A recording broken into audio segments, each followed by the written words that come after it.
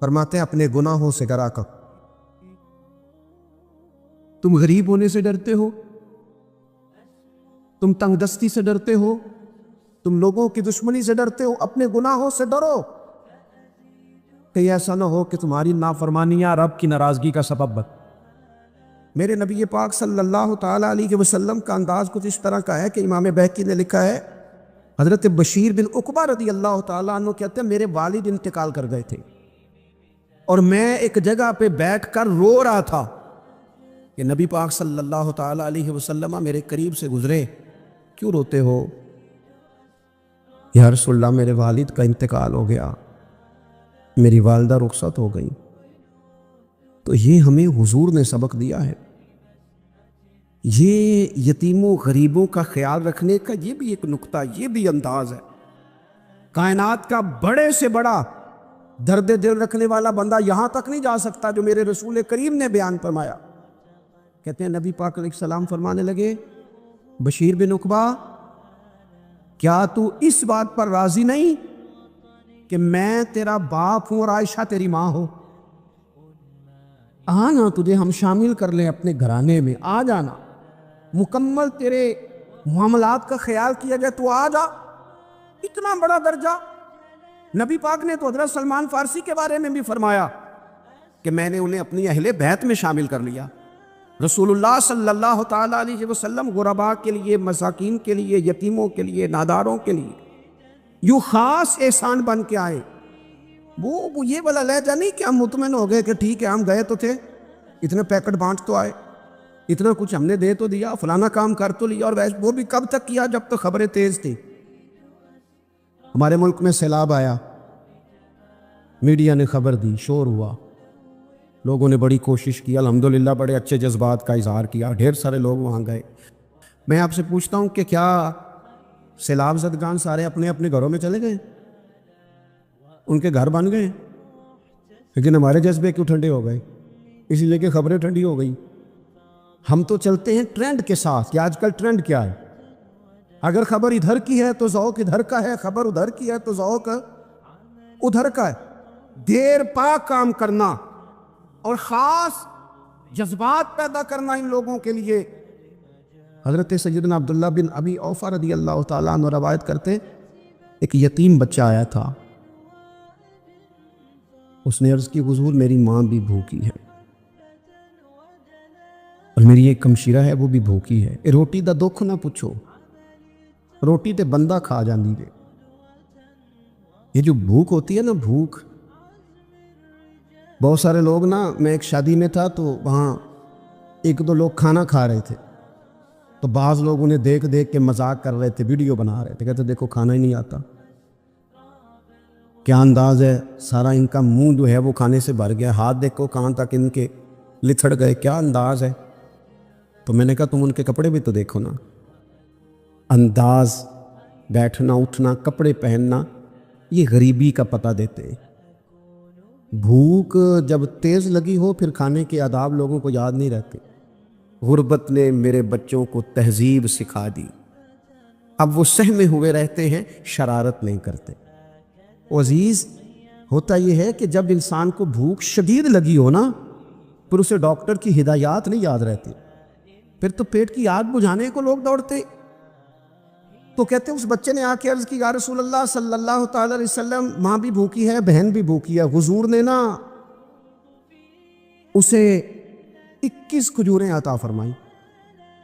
فرمایا 7 تیری، 7 تیری بہن کی، 7 تیری والدہ کی.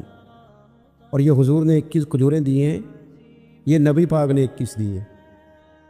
ہاں، یہ حضور نے 21 دی، اور حضور تو اشارہ بھی کر دینا تو پھر روٹی ساری زندگی ختم نہیں ہوتی. حضرت ابو ہریرہ کو بھی ملی تھی، فرماتے ہیں میں کئی سال کھاتا رہا، 1 کلو کھجوریں تھی پر ختم ہی نہیں ہوئی. 21 کھجوریں حضور نے دیں. حضرت معاذ بن جبل رضی اللہ تعالیٰ عنہ اٹھے اور دوڑ کے جا کے نا اس یتیم کے سر پہ ہاتھ پھیرا اور کہنے لگے، پتر اللہ تجھے اپنے والد کا جانشین بنائے. تو حضور فرمانے لگے، معاذ یہ تم نے کیا کیا؟ عرض کی، حضور اس بچے کی بات سن کے میرا دل بھر آیا ہے. محبت نے انگڑائی لی ہے، تم نے یتیم کے سر پہ ہاتھ پھیرا ہے۔ یہ دیکھو حضور کا رشتہ۔ نبی کریم فرمانے لگے سن پھر، جس نے کسی یتیم کے سر پر محبت سے ہاتھ ہی پھیر دیا نا، تو اللہ ہر بال کے بدلے اسے ایک نیکی بھی عطا کرے گا، ایک گناہ بھی معاف کرے گا، ایک درجہ بھی بلند فرمائے گا۔ چلو ہاتھ ہی پھیر دیا، تو نے کچھ تو کیا یتیم کے ساتھ، تیرا کوئی تو اس سے رشتہ ہوا۔ اور تیسرا طبقہ ہے غلاموں کا، مسکینوں کا، غریبوں کا۔ میں اور آپ اس ملک میں رہتے ہیں جہاں کچھ لوگوں کو کھانا بھی نہیں وقت پہ ملتا، اور کچھ لوگ 5 لاکھ روپیہ گاڑی کا اس لیے اضافی دے دیتے ہیں کہ مجھے ذرا نا نیو ماڈل جلدی چاہیے۔ یعنی ایک طرف ملک کی حالت یہ ہے کہ بعض لوگوں کے پاس پیسے نہیں ہیں کہ بچوں کی فیس بھر سکے، لیکن دوسری طرف حال یہ ہے کہ نئے ماڈل کا موبائل اگر مارکیٹ میں آتا ہے تو وہ ختم ہو جاتا ہے، ملتا ہی نہیں، وہ شارٹ ہو جاتا ہے۔ کچھ لوگوں نے اس طرح کیا ہے کہ انہوں نے یہ سمجھا ہے کہ دولت شاید موج کرنے کے لیے ہمیں دی گئی ہے، ہم طرح طرح کے کھانے کھائیں، طرح طرح سے چیزیں اوڑیں، طرح طرح کے معاملات کریں۔ انہوں نے یہ طے کر لیا ہے۔ اس کا نقصان کیا ہوا ہے؟ اس کا نقصان یہ ہوا ہے کہ کچھ لوگ غربت کی سطح سے نیچے آ گئے بیچارے۔ نبی پاک کا جو احسان ان غریب لوگوں پر ہے، حضور علیہ السلام کے پاس نا حضرت عبداللہ ابن عمر روایت کرتے ہیں اور طبرانی میں موجود ہے، حضور کے پاس نا 10 دینار تھے۔ ہمارے پاس بھی پیسے ہوتے ہیں نا، لیکن وہ کچھ ہوتے ہیں ہمارے کھانا کھانے کے لیے، کچھ ہوتے ہیں آئس کریم کھانے کے لیے، کچھ اس لیے ہوتے ہیں کہ آج میری مرضی دا نہیں پکا، لہٰذا میں نے، ہمارے ایک دوست ہیں وہ کہتے ہیں کہ آج کل یہ ماحول بن گیا ہے کہ بچے اگر کہتے ہیں نا کھانا میری مرضی کا نہیں، تو اماں کہتی ہے جا تو برگر کھا لے۔ کہتے ہیں ہمارے دور میں یوں نہیں ہوتا تھا، اگر ہم کہتے تھے نا کھانا میری مرضی کا نہیں تو پھر ہمیں ڈبل چیز کھانے کو ملتی تھی، ایک مار بھی کھانا پڑتی تھی اور وہ کھانا بھی کھانا پڑتا تھا۔ اور پھر کچھ پیسہ لوگوں نے صرف اس لیے سنبھال کے رکھا ہوا ہے کہ جو اضافی چیزیں ہیں نا، اضافی، میرا ویسے تجربہ نہیں ہے اور نہ میں نے زیادہ گہرائی سے دیکھا ہے، بس مجھے بتایا گیا ہے، اور پتہ نہیں اب بات درست ہے کہ نہیں، مجھے بتایا گیا ہے کہ پہلے لڑکیاں بیوٹی پارلر جاتی تھی، اب سنیں لڑکے بھی جاتے ہیں۔ اب خدا جانے یہ بات سچ ہے کہ غلط ہے۔ یہ جو اضافی اخراجات ہیں نا، یہ اگر ہم تھوڑے سمیٹ لیں، یعنی مولا علی شیر خدا کرم اللہ تعالی وجہہ الکریم مزدوری کر کے نکلے تو 2 کلو کھجوریں تھیں، حضور بس فرمانے لگے کلو میرے بچے کھائیں گے اور کلو مدینے کے غریب بچے کھائیں گے، یعنی کل 2 کلو ظاہری طور پر کھجوریں ہیں، اس میں بھی دوسروں کا حصہ۔ ہمارے پاس جو مال آتا ہے اگر تھوڑا سا نا ہم اسے یہ نہ سمجھ لیں کہ میرا ہی حق ہے، کسی کو اس میں سے ایک لقمہ بھی نہیں ملنا چاہیے، اگر ہم تھوڑا سا نا دل کشادہ کریں تو 3 لوگوں کا کھانا 4 بھی کھا سکتے ہیں، 4 کا کھانا 5 بھی کھا سکتے ہیں، 6 کا کھانا 7 کا کھانا 10 بھی کھا سکتے ہیں۔ شرط یہ ہے کہ دل کشادہ ہو، دل دریات تے سمندروں ڈونگے، کون دلا دیا جانے، تھوڑی سی نا کشادگی پیدا کی جائے۔ حضرت عبداللہ ابن عمر کہتے ہیں نبی کریم علیہ السلام کے پاس نا 10 دینار تھے، ویسے تو کائنات ہی میرے نبی کی مٹھی میں ہے، لیکن ظاہری طور پر 10 دینار تھے۔ حضور ایک دکان پہ گئے، 4 دینار کا حضور نے ایک جوڑا خریدا، کپڑے خریدے، وہ قمیض حضور نے پہنی، ایک انصاری آگے بڑھ کے عرض کرنے لگے حضور میرا بڑا دل کر رہا ہے، یہ مجھے نہیں دے دیتے آپ؟ تو حضور خوش ہو گئے۔ یہ میرے محبوب کا دروازہ ہے کہ جب کوئی مانگتا ہے تو حضور خوش ہو جاتے ہیں۔ نبی کریم سے مانگا اس شخص نے تو حضور خوش ہو گئے، اور محبوب نے وہ کرتا، وہ کپڑے اتار کے اس انصاری کو عطا کر دی، اور 4 دینار کے اور خرید لیے، باقی بچے 2 دینار۔ نبی کریم وہ لے کے نکلے، رخصت ہوئے گھر جانے کے لیے، تو رستے میں خاتون کو روتے ہوئے دیکھا، حضور رک گئے، فرمایا کیوں رو رہی ہو؟ عرض کرنے لگی یا رسول اللہ صلی اللہ تعالیٰ علیہ وسلم میں فلاں آدمی کی کنیز ہوں، نوکرانی ہوں، اس نے آٹا لینے بھیجا تھا 2 دینار کا، وہ 2 دینار گم ہو گئے، حضور نے 2 دینار اسے عطا کر دی، وہ دیے تو پھر رو رہی تھی، فرمایا اب کیوں روتی ہو؟ کہنے لگی یا رسول اللہ ڈرتی ہوں دیر بڑی ہو گئی، مار ہی نہ پڑے۔ تو حضور نے فرمایا چل نہ، میں تیرے ساتھ چلتا ہوں۔ حضور ان کے گھر گئے، وہ اہل ایمان کا گھر تھا جن کی وہ کنیز تھی، جا کے کہا السلام علیکم، اندر سے جواب ہی نہیں آیا۔ پھر فرمایا السلام علیکم، کوئی جواب ہی نہیں آیا۔ محبوب کا طریقہ مبارکہ تھا 3 دفعہ دستک، پھر واپسی۔ تیسری دفعہ کہا السلام علیکم تو وہ سارے بول پڑے وعلیکم السلام یا رسول اللہ، حضور ماں باپ قربان۔ تو حضور فرمانے لگے میں نے پہلے بھی 2 دفعہ سلام لیا، بولا کوئی نہیں۔ کہ یا رسول اللہ اپنے نصیب تھے نا کہ ہم پہ سلامتیاں بھیج کون رہا ہے، ہم نے سوچا ذرا 3 دفعہ مل جائے سلامتی، ذرا مل جائے نا، حضور سلامتی بھیج رہے ہیں تو آتے رہے نا۔ تو محبوب کریم علیہ الصلوۃ والسلام فرمانے لگے یہ تمہاری کنیز وہاں کھڑی رو رہی تھی، اس بیچاری کے 2 دینار گم ہو گئے تھے، اسے دوبارہ سامان لاتے کچھ دیر ہو گئی، اس پر سختی نہ کرنا، مارنا نہ۔ غلام کہنے لگے حضور اس خاتون کے قربان جائیں جو ہمارے کریم رسول کو ہم جیسے غریبوں کے گھر تک لے آئی ہے، مارنا کیا، ہم اسے آزاد کرتے۔ حضور علیہ السلام کے صحابہ بڑے حساس تھے۔ حضرت حنظلہ رضی اللہ تعالیٰ عنہ روتے ہوئے جناب صدیق اکبر رضی اللہ تعالیٰ عنہ سے ملے اور رو کے عرض کرنے لگے حنظلہ تو منافق ہو گیا۔ حضرت صدیق اکبر رضی اللہ تعالیٰ عنہ فرمانے لگے حنظلہ کیا ہوا، کس قسم کی بات کر رہے ہو؟ تو جناب حنظلہ عرض کرنے لگے جب تو ہم نبی پاک علیہ السلام کی بارگاہ میں ہوتے ہیں نا تو حضور جہنم سے ڈراتے ہیں اور جنت کا ذکر کرتے ہیں تو ہمارے دل نرم ہوتے ہیں اور اللہ رسول کی طرف مائل ہوتے ہیں، لیکن ابو بکر صدیق جب ہم حضور کی بارگاہ سے اٹھ کے جاتے ہیں تو پھر ہمارے دل کی وہ کیفیت نہیں رہتی، وہی دنیا داری، وہی روز کے معاملات۔ تو یہ نفاق نہیں، منافقت نہیں۔ حضرت صدیق اکبر رضی اللہ تعالیٰ عنہ فرمانے لگے اوہو حنظلہ تم نے تو بڑی قابل غور بات کی ہے، یہ حال تو میرا بھی ہے کہ جو کیفیت نبی کریم علیہ السلام کی بارگاہ میں ہوتی ہے، حضور کی بارگاہ سے اٹھ کے آنے کے بعد وہ کیفیت نہیں ہوتی۔ یہ حساسیت دیکھیے ذرا، یہ جامع ترمذی میں موجود ہے۔ حضرت جناب سیدنا ابو بکر صدیق رضی اللہ تعالیٰ عنہ حضرت حنظلہ رضی اللہ تعالیٰ عنہ کا بازو تھام کے انہیں حضور کی بارگاہ میں لے گئے کہ یا رسول اللہ صلی اللہ تعالیٰ علیہ وسلم ان کی بات سنیے۔ تو حضرت حنظلہ عرض کرنے لگے یا رسول اللہ مجھے لگتا ہے میں تو منافق ہو گیا ہوں، جب تک آپ کی بارگاہ میں بیٹھا رہتا ہوں آپ جنت دوزخ کا ذکر کرتے ہیں، دل نرم رہتا ہے، اللہ کی طرف مائل رہتا ہے، لیکن حضور جب اٹھ کے یہاں سے جاتے ہیں وہی دنیا داری، وہی حال۔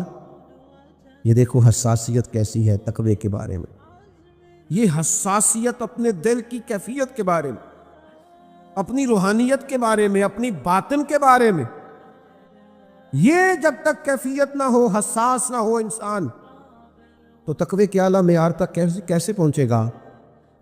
نبی پاک علیہ الصلوۃ والسلام نے فرمایا سنو اگر تمہاری وہی کیفیت رہے نا ہر وقت جو میری بارگاہ میں رہتی ہے تو فرمایا پھر تمہاری مجلسوں میں بھی، تمہارے بستروں میں بھی اور تمہارے رستوں میں بھی اللہ کے فرشتے آ کے تم سے مصافحہ کرے۔ لیکن فرمایا یہ وقت وقت کی بات ہے، انسان کی کیفیت ہمیشہ ایک جیسی نہیں رہتی۔ لیکن یہ حساس مزاج صحابہ کا، ہم پیسوں کا تو حساب کرتے ہیں آج کل کتنے ہیں اور کتنے کم ہو گئے، اسٹیٹس کا تو حساب، اور نوجوان اور بھی کوئی حساب کرتے ہیں، میرے ویوز کتنے ہیں، لائکس کتنے ہیں، تصویریں کتنی کھینچتا ہوں، ایک دوسرے پوچھتے ہیں تو نے میری تصویر نہیں دیکھی، اور خدا کے بندے بس کر دے، ساری زندگی کیا ساری دنیا موبائل کے اندر ہی آ گئی ہے، اور بھی غم ہے زمانے میں محبت کے سوا، اور بھی بڑے کام ہیں موبائل کے علاوہ بھی کرنے والے۔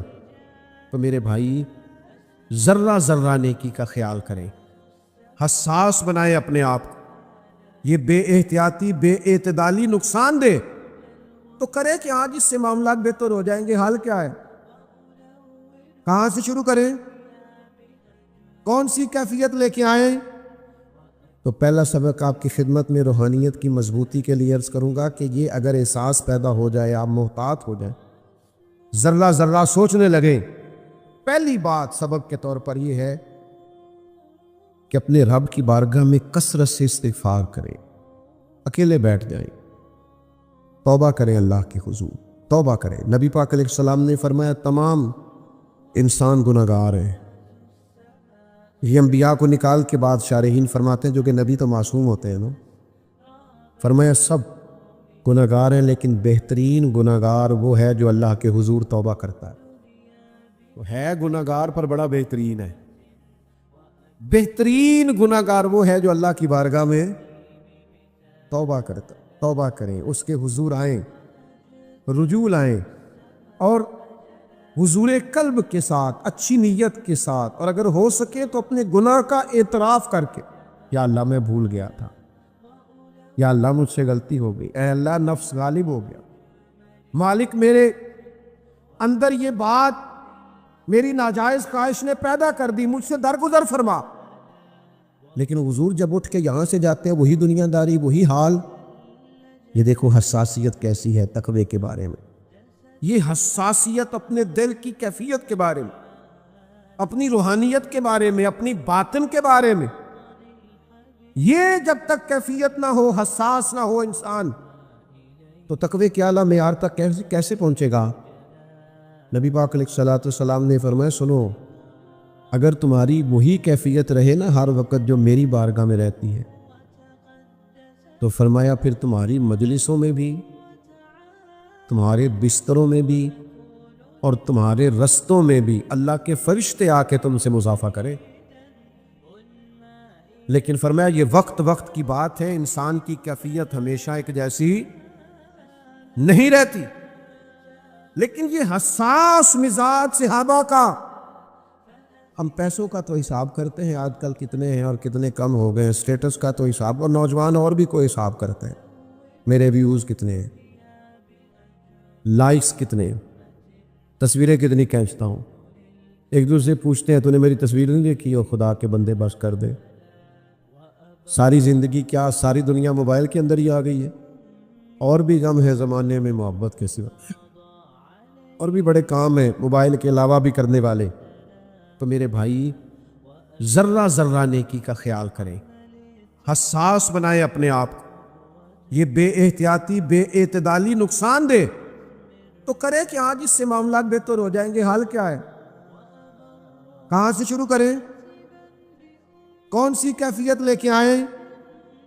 تو پہلا سبق آپ کی خدمت میں روحانیت کی مضبوطی کے لیے عرض کروں گا کہ یہ اگر احساس پیدا ہو جائے، آپ محتاط ہو جائیں، ذرہ ذرہ سوچنے لگیں، پہلی بات سبق کے طور پر یہ ہے کہ اپنے رب کی بارگاہ میں کثرت سے استغفار کریں، اکیلے بیٹھ جائیں، توبہ کریں، اللہ کے حضور توبہ کریں۔ نبی پاک علیہ السلام نے فرمایا تمام انسان گناہگار ہیں۔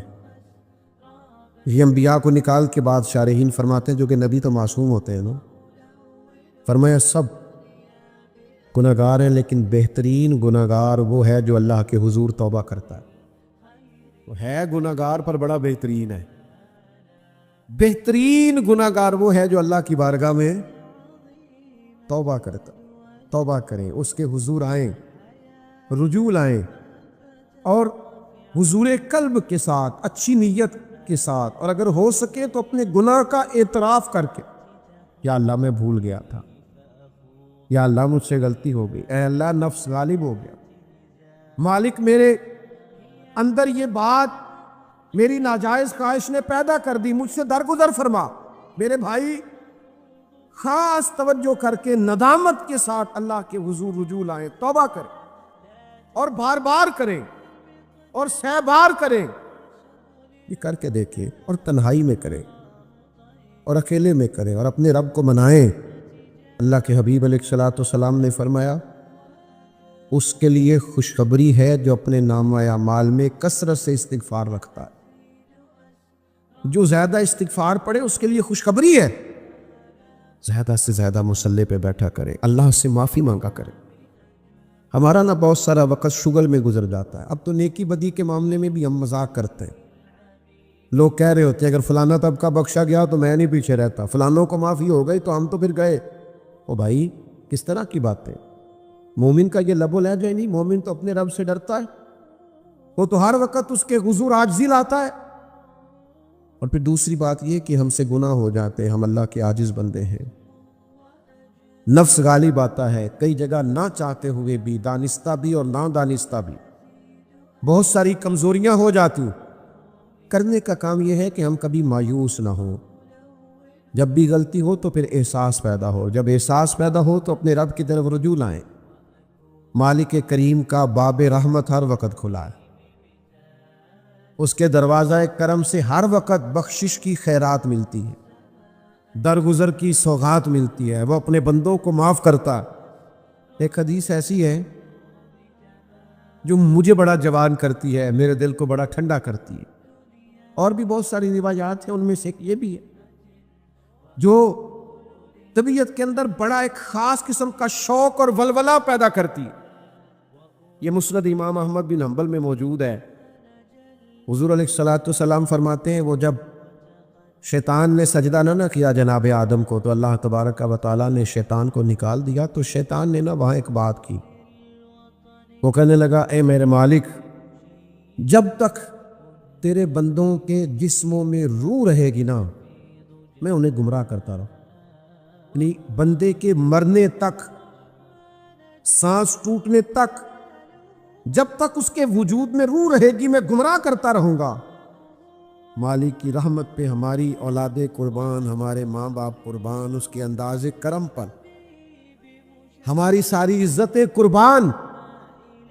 نبی کریم علیہ السلام فرماتے ہیں جب شیطان نے کہا نا کہ جب تک ان کے جسموں میں روح رہے گی میں انہیں گمراہ کرتا رہوں گا, تو حضور فرماتے ہیں رب کریم نے فرمایا سونو لعین, پھر مجھے بھی میری عزت اور جلال کی قسم, یہ جب تک مجھ سے معافی مانگتے رہیں گے میں انہیں معاف کرتا رہوں گا.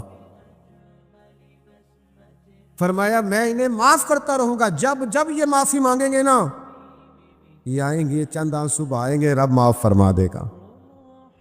اس یہاں سے کبھی ہم نے کنارہ نہ کیا, پر تو نے بھی تو دل آزردہ ہمارا نہ کیا.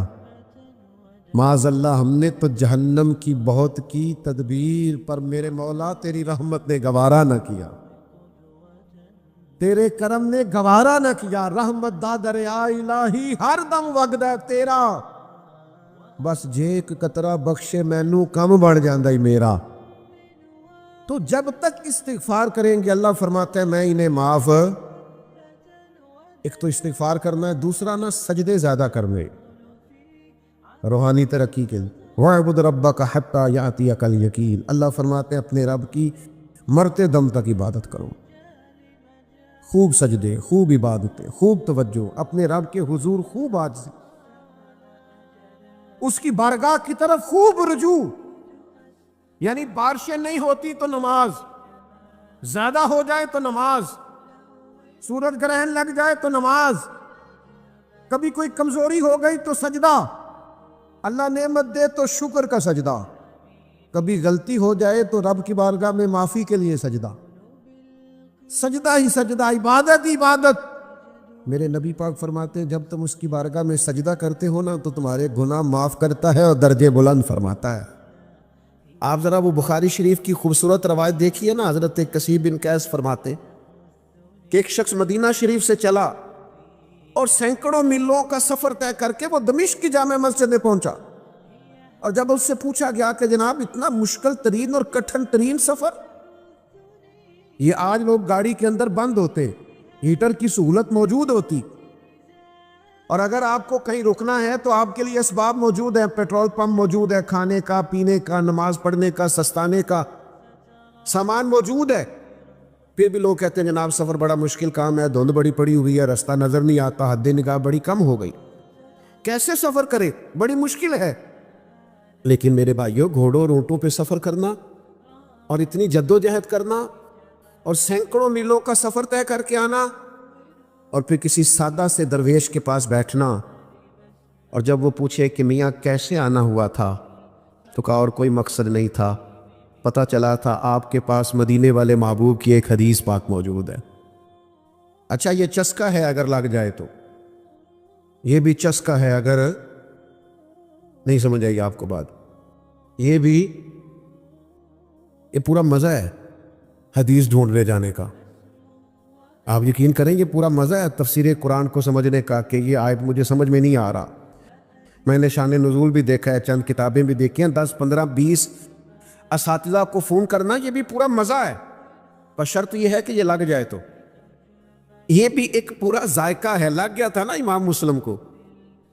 لوگ کہتے ہیں کھجوریں کھاتے کھاتے اللہ کے حضور حاضر ہو گئے. میں نے کہا کھجوریں تو عام بیٹھ کے کھائیں تو اتنی کھائی نہیں جاتی.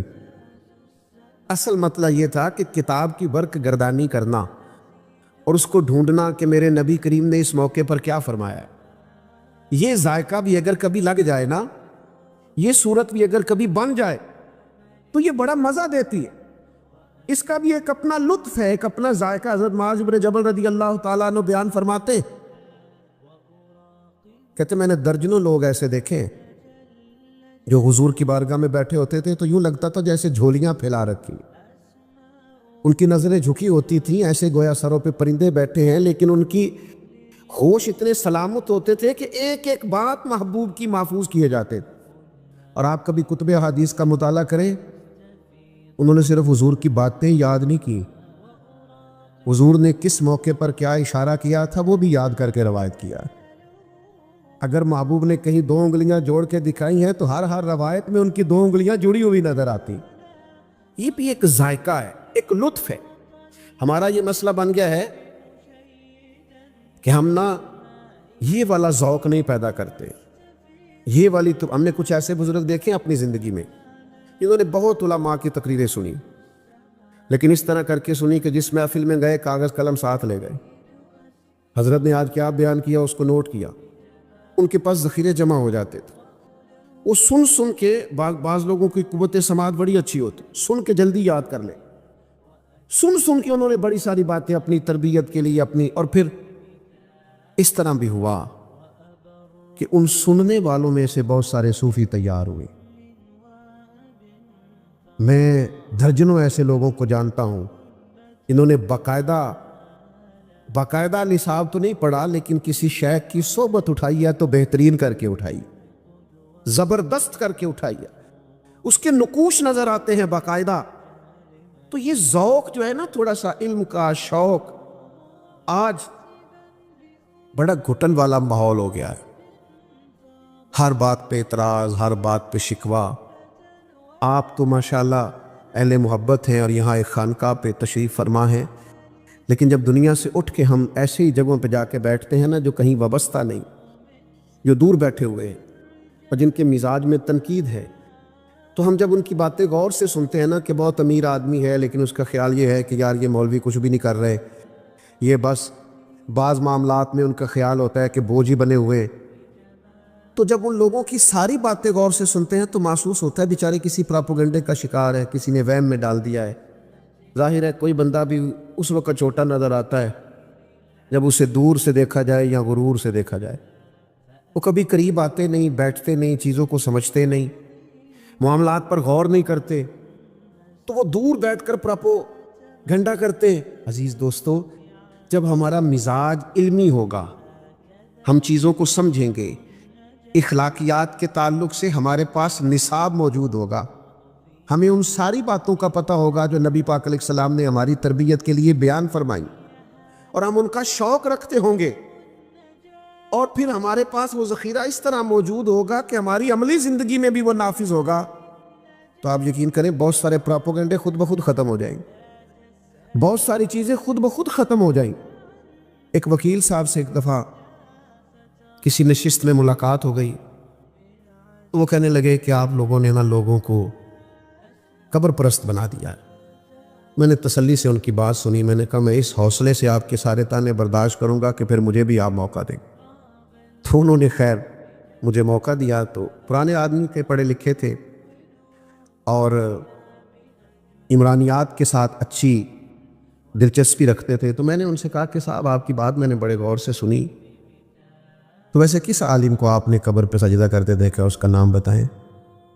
کچھ چلیں کوئی آپ کوئی مثال ایک دو. کہنے لگے جی بہت سارے لوگ ہم نے وہاں آتے جاتے دیکھے. میں نے کہا ان پڑھ آدمی تو کسی بھی قوم کا ہو وہ کبھی دلیل نہیں ہوتا, تو کبھی دلیل نہیں ہے نا. ان پڑھ آدمی نے کوئی غلطی کر لی تو آپ اسے دلیل بنائیں گے, وہ ہم سے ویسے بھی. اور پھر ابتلا سے حکم بھی نہیں بدلتا. میں بھی اگر کوئی غلطی کروں تو میری ذاتی غلطی ہے, ان کو میرے نظریے نے, میرے عقیدے نے, میری جماعت نے تھوڑی مجھ سے کہا ہے.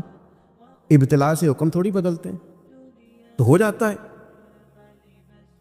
تو مجھے کہنے لگے پھر آپ لوگوں کا نصاب کیا. میں نے کہا یہ بالکل آخر میں بتائیں گے آپ کو, پہلے آپ یہ بتائیں کیا آپ نے اتنی سخت بات کی کہ ہم معاذ اللہ قبر پرست ہیں، یعنی ایک مومن کو آپ نے کافر ہی کہہ دیا؟ آپ کو بھی تو کوئی دلیل پیش کرنا چاہیے تھے نا، اس پر اتنی سخت بات آپ نے کی، آپ کو اس پر دلیل دینی چاہیے، خاموش ہو گئے۔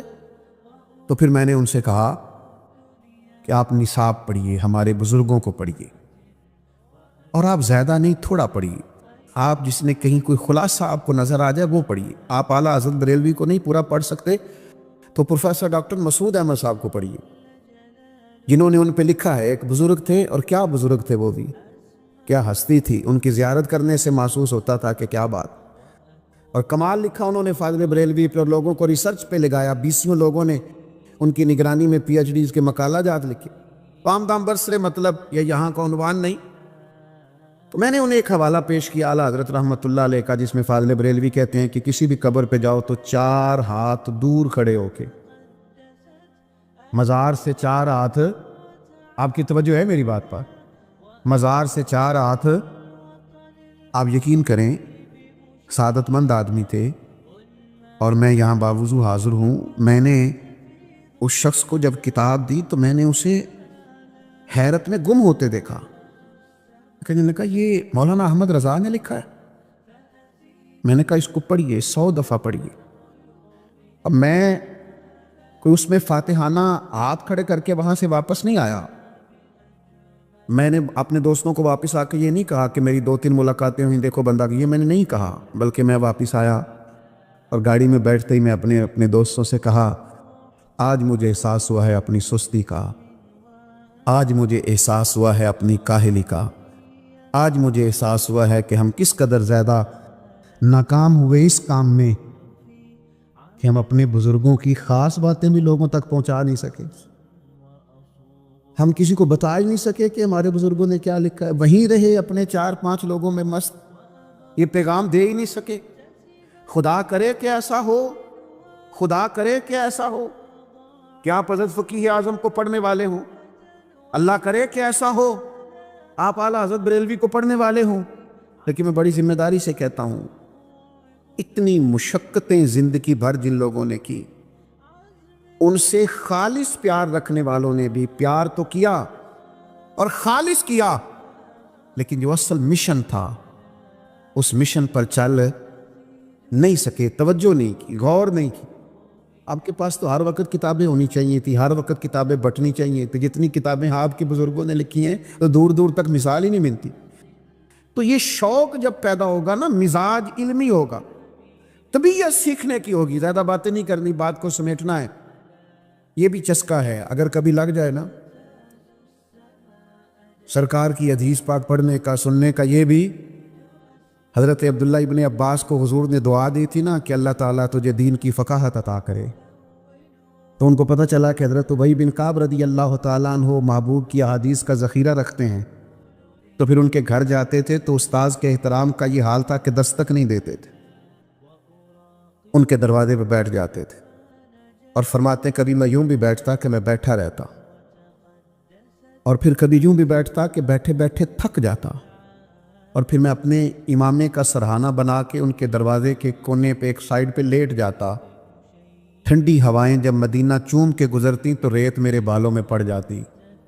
فرماتی میرے استاد حضرت ابی بن کعب اپنی مرضی سے باہر آتے اور مجھے لیٹا ہوا دیکھتے تو میں ان کی آنکھوں میں آنسو بھی چمکتے دیکھتا، اور پھر وہ فرماتے ہو میرے نبی پاک کے چچا زاد، مجھے بلا لیا ہوتا، میں آپ کے پاس آ جاتا، تو فرماتے نہیں آج شہزادہ بن کے نہیں آیا، شاگرد بن کے آیا، مجھے کچھ محبوب کی احادیث آپ سنا دے، میں ان کو یاد کر لوں۔ میرے عزیزوں، یہ بھی ایک ذائقہ ہے۔